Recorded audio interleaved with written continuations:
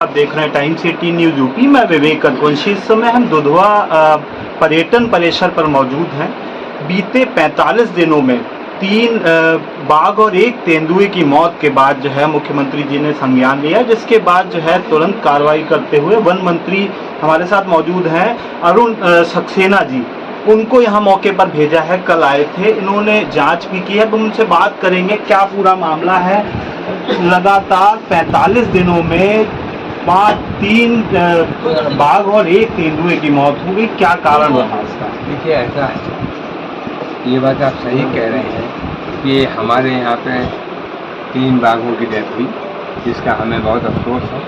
और ये बाघों की जो डेथ हुई है, ये आपस में बाघ लड़े और उसकी वजह से हुई है। और इनके लिए अब हम ऐसा इंतज़ाम कर रहे हैं कि अगर कोई बाघ आपस में लड़ता है तो हमें पता लग जाए और जिसके चोट लगी है उसकी चोटों का समय से इलाज हो सके, ताकि बीमारी बढ़ ना पाए। तो क्या अभी तक कोई मॉनिटरिंग का सिस्टम नहीं है कि अगर कोई इंजर्ड हो जाता है कोई भी जानवर तो उसकी त्वरित आपके यहाँ पेट्रोलिंग भी रेगुलर चलती है, तो कहीं ना कहीं विभागीय कमी, जो जिम्मेदार है उनकी भी कहीं ना कहीं कमी दिखाई पड़ रही है? हाँ, बिल्कुल सही कह रहे हैं। पेट्रोलिंग को हम और बेहतर कर रहे हैं। उसके साथ ही साथ किसी भी एनिमल को अगर कोई चोट लगती है तो हम कोशिश ये करेंगे कि उसका डिटेक्शन हो और उसकी उस चोट का समय से उपचार हो जाए, ताकि बीमारी बढ़ ना पाए। तो क्या जैसे मोशन सेंसर कैमरे भी लगे हैं जगह जगह जंगल में, जो ट्रैक आउट होते हैं और ट्रेस करते हैं अगर कोई जानवर गुजरता है, अगर कुछ इंजर्ड होता है, क्या मॉनिटरिंग में कमी रही? ये जो अधिकारी जो मौके पर इस समय हैं उनकी कमी रही और आपको इसीलिए भेजा गया है? क्या कमी रही ऐसी जो बीते 45 दिनों में इतनी बड़ी क्षति का सामना करना पड़ा दुधवा? देखिए, हम मॉनिटरिंग को और इम्प्रूव करा रहे हैं, ताकि अगर किसी भी एनिमल को चोट लगती है तो उसका पता लगे, जल्दी पता लगे, समय से पता लगे, उसका इलाज करा सकें और उसे जल्दी ही ठीक करा सकें। क्योंकि एक बार बीमारी बढ़ जाती है तो मुश्किल पड़ जाती है। पीसीसीएफ अधिकारी जो थे उनको जो है ट्रांसफ़र किया गया है। क्या और अधिकारी हैं जिन पर गाज गिरने की उम्मीद है? देखिए, इस मामले में मैं माननीय मुख्यमंत्री जी से बात करूँगा, उसके बाद आपको संक्षिप्त में बताएं क्या हुआ जब जांच आपने की है, तो क्या निष्कर्ष निकला है? सुनने में ये भी आ रहा है कि जो लोकल रेंजर्स हैं, रेंजर्स के ऊपर भी गाज गिरने की नौबत है। देखिए, ऐसा है, अभी मैं सिर्फ यही कहूँगा कि हमारे विभाग की थोड़ी कमी तो रही, पेट्रोलिंग में कमी रही, सही समय पर सूचना नहीं आ सकी और जिसकी वजह से ऐसा हुआ। हम कोशिश करेंगे कि पेट्रोलिंग बेहतर हो और किसी तरह का अगर कोई जानवर घायल होता है और उसका इलाज तुरंत कराने की व्यवस्था करें।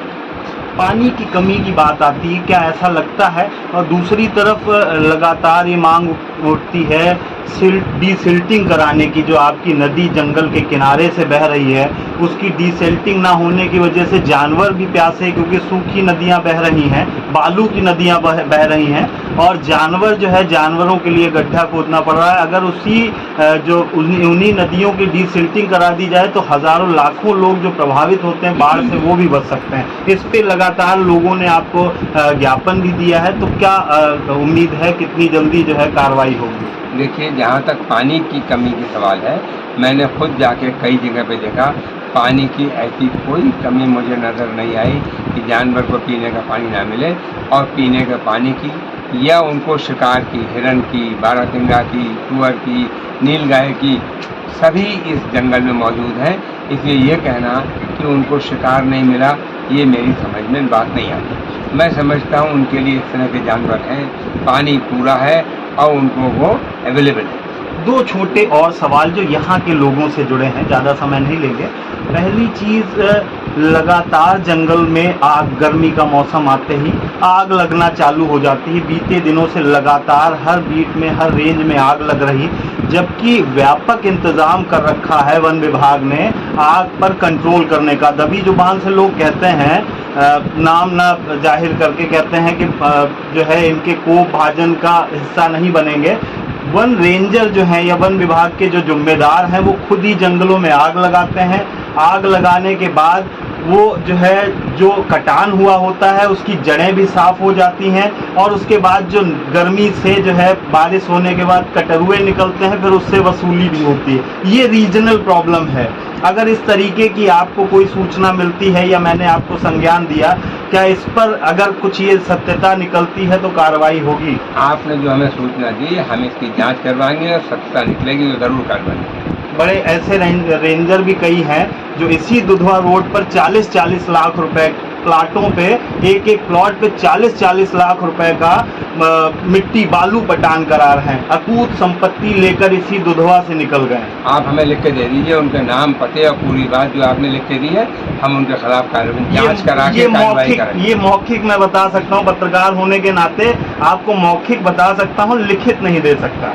आपने मौखिक बताया, मैं भी देखिए जांच करवाता हूँ। चलिए, हमारी मंत्री जी से बात हो रही थी और उनसे हमने पूरी बात जानी है। हालांकि अभी तक जो है जो विस्तृत रिपोर्ट है वो नहीं आ पाई है। मंत्री जी ने जो है सारे जो है साक्ष्य संकलन कर लिए हैं, जो भी चीज़ें उनको मिली हैं, और मुख्यमंत्री जी के सम्मुख इसको रखेंगे और इससे बात करके पूरा निष्कर्ष निकाला जाएगा किस तरीके से इस व्यवस्था को सुधारा जाए। मैंने माननीय मंत्री से ये मांग रखी है कि सोहेली नदी की सफाई कराए, तो सिल्टिंग है उसको निकाला जाए।